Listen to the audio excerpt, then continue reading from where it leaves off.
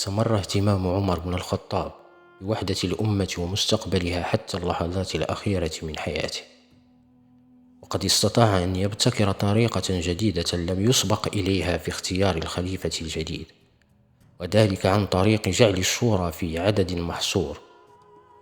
قد حصر 6 من الصحابة كلهم يصلحون لتولي الأمر ولو أنهم يتفاوتون، وحدد لهم طريقة الانتخاب ومدته وعدد الأصوات الكافية لانتخاب الخليفة، وحدد الحكم في المجلس. والمرجح إن تعادلت الأصوات، وأمر مجموعة من الجنود بمراقبة سير الانتخابات في المجلس وعقاب من يخالف أمر الجماعة، ومنع الفوضى بحيث لا يسمحون لأحد أن يدخل أو يسمع ما يدور في المجلس. قد تضمن المجلس 6 أشخاص، وهم علي بن أبي طالب، وعثمان بن عفان، وعبد الرحمن بن عوف، وسعد بن أبي وقاص، والزبير بن العوام، وطلحة بن عبيد الله، حيث أمرهم أن يجتمعوا في بيت أحدهم ويتشاوروا، وفيهم عبد الله بن عمر يحضر معهم مشيرا فقط وليس له من الأمر شيء. ويصلي بالناس أثناء التشاور صهيب الرومي، قال له: أنت أمير الصلاة في هذه الأيام ال3، حتى لا يولي إمامة الصلاة أحدا من ال6، ويصبح هذا ترشيحا من عمر لهم بالخلافة. وأمر المقداد بن الأسود وأبا طلحة الأنصاري أن يرقب سير الانتخابات. وقد حدد عمر الفترة ب3 أيام، فقال لهم: لا يأتي اليوم الرابع إلا وعليكم أمير. وكان قد أوصى عبد الله بن عمر بأن يحضر معهم في المجلس، أن ليس له من الأمر شيء، ولكن قال لهم: فإن رضي 3 رجلا منهم و3 رجلا منهم فحكموا عبد الله بن عمر، فأي الفريقين حكم له فليختاروا رجلا منه، فإن لم يرضوا بحكم عبد الله بن عمر فكونوا من الذين فيهم عبد الرحمن بن عوف. ووصف عبد الرحمن بن عوف بأنه مسدد رشيد، فقال عنه: ونعم ذو الرأي عبد الرحمن بن عوف، مسدد رشيد، له من الله حافظ، فاسمعوا منه. وطلب عمر أبا طلحة الأنصاري وقال له: يا أبا طلحة، إن الله أعز الإسلام بكم، فاختر 50 رجلا من الأنصار، فاستحث هؤلاء الرهط حتى يختاروا رجلا منهم. وقال للمقداد بن الأسود: إذا وضعتموني في حفرتي فاجمع هؤلاء الرأي في بيت حتى يختاروا رجلا منهم. وكانت من فوائد قصة الشورى جواز تولية المفضول مع وجود الأفضل، لأن عمر جعل الشورى في 6 أشخاص مع علمه أن بعضهم كان أفضل من بعض. عرف عمر أن الشورى لن تكون بين ال6 فقط، وإنما ستكون في أخذ رأي الناس في المدينة في من يتولى الخلافة، حيث جعل لهم أمد 3 أيام ليمكنهم من المشاورة والمناظرة لتقع ولاية من يتولى بعده عن اتفاق. قد أناط عمر بأهل الشورى وحدهم باختيار الخليفة من بينهم.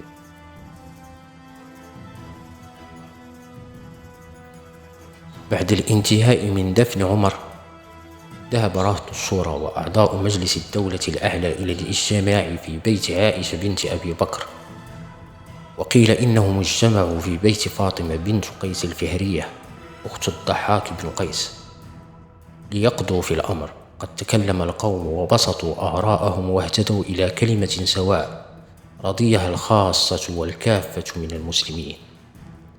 عندما اجتمع أهل الشورى قال لهم عبد الرحمن بن عوف: اجعلوا أمركم إلى 3 منكم. فقال الزبير: جعلت أمري إلى علي. وقال طلحة: جعلت أمري إلى عثمان.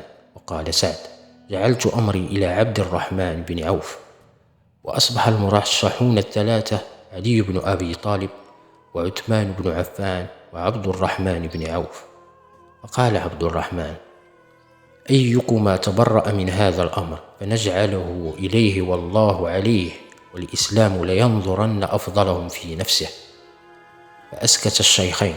فقال عبد الرحمن بن عوف: أفتجعلونه إلي والله على ألا آلوا عن أفضلكما. قال نعم. بدأ عبد الرحمن بن عوف باتصالاته ومشاوراته فور انتهاء اجتماع المرشحين الستة صباح يوم الأحد، واستمرت مشاوراته واتصالاته 3 أيام حتى فجر يوم الأربعاء 4 من محرم، وهو موعد انتهاء المهلة التي حددها لهم عمر. وبدأ عبد الرحمن بعلي بن أبي طالب فقال له: إن لم أبايعك فأشر علي، فمن ترشح للخلافة؟ قال علي: عثمان بن عفان. وذهب عبد الرحمن إلى عثمان وقال له: إن لم أبايعك فمن ترشح للخلافة؟ فقال عثمان: علي بن أبي طالب. وذهب ابن عوف بعد ذلك إلى الصحابة الآخرين واستشارهم، وكان يشاور كل من يلقاه في المدينة من كبار الصحابة وأشرافهم، ومن أمراء الأجناد، ومن يأتي للمدينة. وشملت مشاورتهم النساء في خضورهن قد أبدين رأيهن، كما شملت الصبيان والعبيد في المدينة. وكانت نتيجة مشاورات عبد الرحمن بن عوف أن معظم المسلمين كانوا يشيرون بعثمان بن عفان، ومنهم من كان يشير بعلي بن أبي طالب. وفي منتصف ليلة الأربعاء ذهب عبد الرحمن بن عوف إلى بيت ابن أخته المسور بن مخرمة، وطرق البيت فوجد المسور نائما، فضرب الباب حتى استيقظ فقال: أراك نائما، فوالله ما اكتحلت هذه الليلة بكبير نوم. انطلق فادع الزبير وسعدا. فدعوتهما له فشاورهما ثم دعاني فقال: ادعوا لي عليا، فدعوته فناجاه حتى إبهارا. ثم قام علي من عنده ثم قال: ادعوا لي عثمان، فدعوته فناجاه حتى فرق بينهما المؤذن بالصبح. وبعد صلاة صبح يوم البيعة، وكان صهيب الرومي الإمام إذ أقبل عبد الرحمن بن عوف، واعتم بالعمامة التي عممه بها رسول الله. كان قد اجتمع رجال الشورى عند المنبر. أرسل إلى من كان حاضرا من المهاجرين والأنصار وأمراء الأجناد منهم معاوية أمير الشام، وعمير بن سعد أمير حمص، وعمرو بن العاص أمير مصر، وكانوا وافوا تلك الحجة مع عمر وصاحبوه إلى المدينة. لما تولى عثمان الخلافة لم يغير سياسة عمر المالية، وإن كان قد سمح للمسلمين باقتناء الثروات وتشييد القصور وامتلاك المساحات الكبيرة من الأراضي، قد كان عهده عهد رخاء على المسلمين، كما أنه وجه كتابا إلى الولاة وكتابا آخر إلى عمال الخراج، وأذاع كتابا على العامة. وكانت عناصر السياسة المالية العامة التي أعلنها الخليفة قد قامت على الأسس العامة التالية: تطبيق سياسة مالية عامة إسلامية، عدم إخلال الجباية بالرعاية، أخذ ما على المسلمين بالحق لبيت مال المسلمين، إعطاء المسلمين ما لهم من بيت مال المسلمين، أخذ ما على أهل الذمة لبيت مال المسلمين بالحق وإعطاؤهم ما لهم وعدم ظلمهم، تخلق عمال الخراج بالأمانة والوفاء، تفادي أي انحرافات مالية يسفر عنها تكامل النعم لدى العامة. حينما تولى عثمان الخلافة في بداية السنة 24 هجرية، أقر الولاة الذين قد تم تعيينهم من قبل عمر بن الخطاب في ولاياتهم عاما كاملا.